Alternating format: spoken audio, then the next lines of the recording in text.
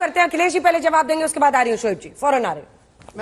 मैं जवाब Akhilesh ji private limited समझाया है उन्होंने मैं अपने भाजपा, मैं अपने तीसरी चौथी मैं अपने पीढ़ी भाजपा तक। के एक अरे अभी समझा, अभी ठीक से, बस इसी तरह ध्यान से आप भी सुनिएगा।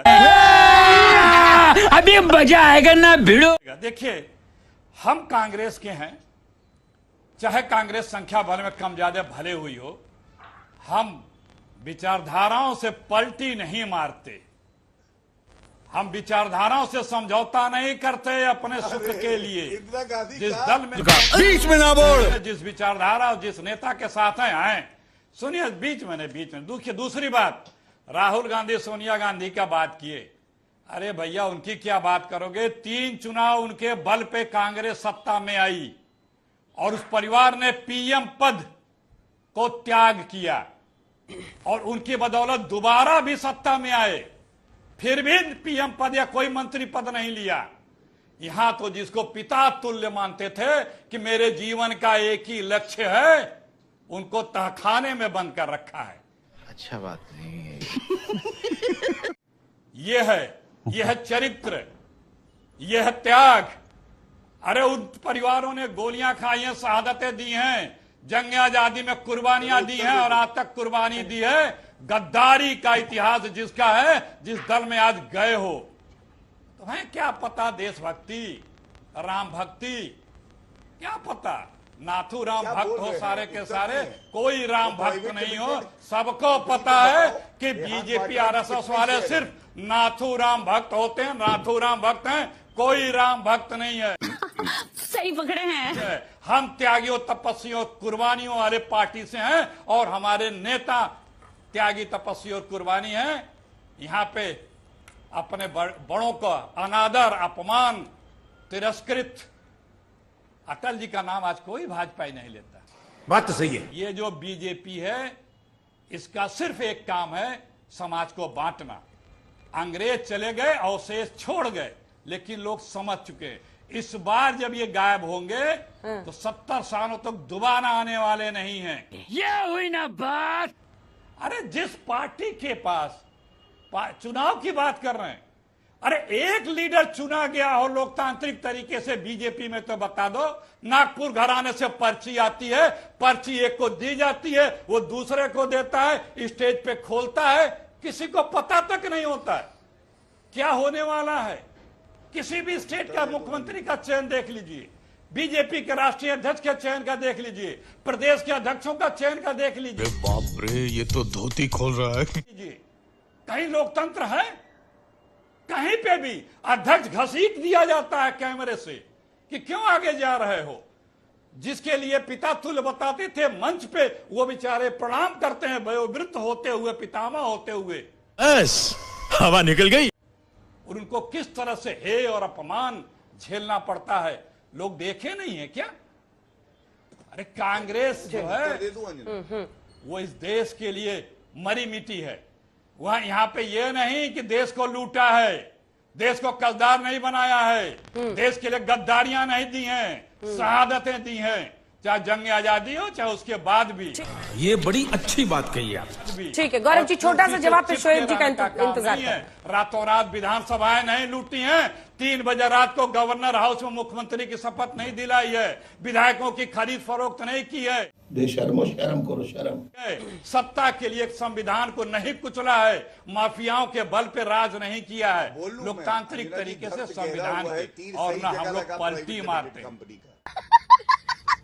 पार्टी स्वतंत्रता संग्राम सेनानियों की पार्टी है, देशभक्तों की पार्टी है कांग्रेस पार्टी, गद्दारों और अंग्रेजों के मुखबिरों की पार्टी नहीं है, शहीद होने वालों की पार्टी है। क्या बात है सर, क्या बात है सर। इस देश को आजाद करने वाली पार्टी है, इस देश को महाशक्ति बनाने वाली पार्टी है, त्यागियों तपस्वियों की पार्टी है।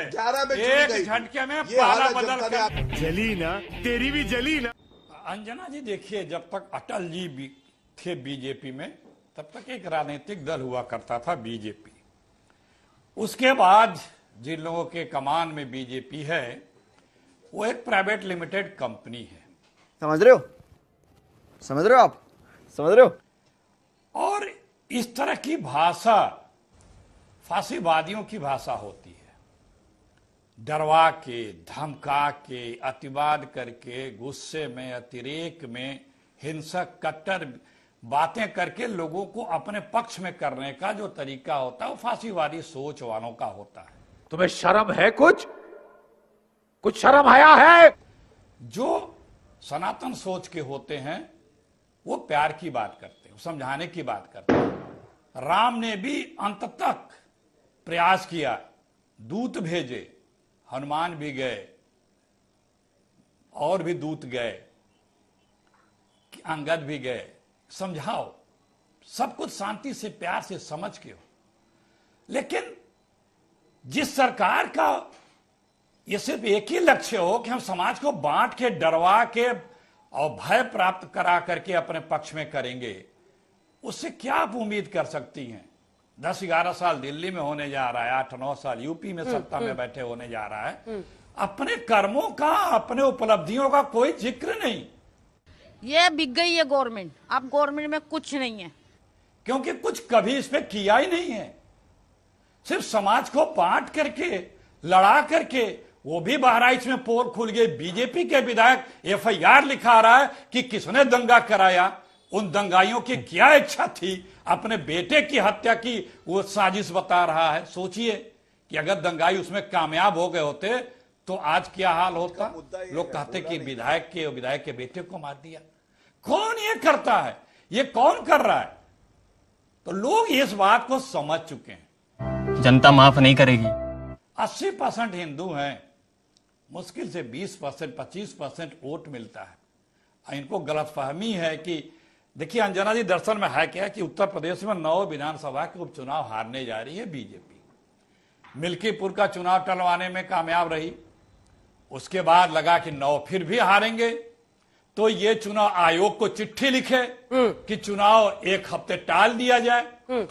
लेकिन दिल्ली ने, अगर चुनाव आयोग ने इनकी बात नहीं सुनी, इसका मतलब दिल्ली नहीं टालने देना चाहता था। तू समझा? हाँ। नहीं टला। अच्छा, वहीं हरियाणा में टल गया था वो पोलिंग डेट, काउंटिंग डेट, नहीं टला। इसका मतलब कि दिल्ली भी जो लोग अपना स्कोर सेटल करना चाहते हैं, यूपी में बीजेपी के बागी नेता, उन लोगों को एक अवसर दिया है कि हार तो रहे ही हैं, इसमें आप बीजेपी के वो बागी जो पिछले कई वर्षों से यूपी में नेतृत्व परिवर्तन की चेष्टा रखते हैं और प्रयास बार बार करते हैं, और दिल्ली के जो एक बड़े नेता के द्वारा बार बार ये सहयोग भी किया जाता है, और वहां जाकर के ये होता है कि अब बदल रहा, तब बदल रहा, अब बदल रहा, तब बदल रहा। नेतृत्व उनको एक संदेश भी है, किसी उपचुनाव में हिसाब चुकता कर लो, 9 के 9 हारेंगे तो बदलने की कोई संभावना है। और ये योगी जी के लिए आपकी ये चिंता देखकर, विधानसभा, योगी जी के लिए आपकी जो ये घोर चिंता है उसको देखकर कम से कम कुछ लोग तो जरूर खुश हो रहे होंगे। योगी जी की काफी चिंता नहीं, आप चुप साली। बकवास करती है हरामखोर, चीर के रख दूंगा। आप ही ने कहा कि बदला जाए। आपको चिंता लग रही होगी, आपको चिंता लग रही होगी, आप उनके लिए चिंतित हो, हम देश के लिए चिंतित हैं। जो राजनीतिक घटनाक्रम चल रहा है मैं उसका वर्णन कर रहा हूं। मैं चिंतित यहाँ के सरकारों से हूं, यहाँ के सरकार के कान में और आंख में तेल डाले बैठे रहने से, उससे चिंतित